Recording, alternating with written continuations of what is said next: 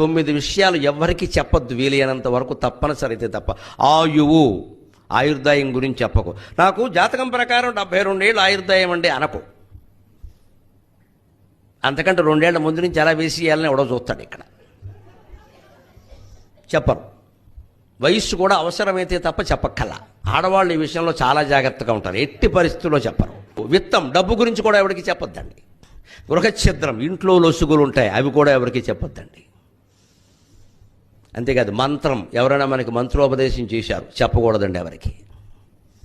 అది రహస్యమే. ఊరికి చెవిలో చెప్పేద్దాం. మంత్రోపదేశాలు అందరికీ చేయకూడదు. చేశాడు అంటే వాడు చేయకపోతే వీడికి బిడిచి కొడుతుంది. ఇక్కడ ఔషధం, మా వాడే మందులు కూడా ఎవరికి చెప్పకూడదు. ఆ మందుల్లోనే ఏదో కలిపి మనం చంపేస్తారు. మైథునం, పెద్దవాళ్ళు ఉన్నారు కాబట్టి చెబుతున్నా. దాంపత్య బంధానికి సంబంధించిన బలాలు బలహీనతలు ఎట్టి పరిస్థితుల్లో అక్కా చెల్లెల దగ్గర కూడా మాట్లాడద్దు. అంత తప్పనిసరి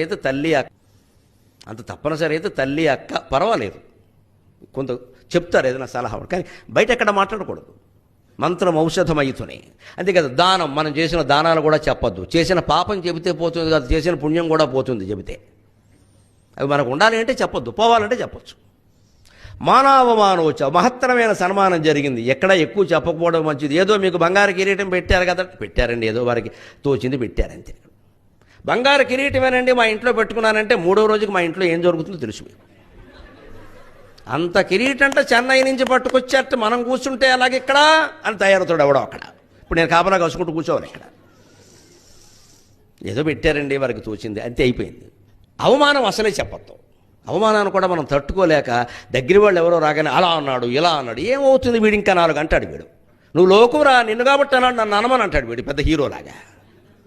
మానవోచ, ఎంత బాగా చెప్పారండి. ఇవి 9: ఆయుర్విత్తం, గృహఛిద్రం, మంత్రం ఔషధం అయితేనే, దానం, మానవోచ, నవగోప్యాని యత్నత. ఇవి కాపాడుకోవడమే గాంభీర్యం.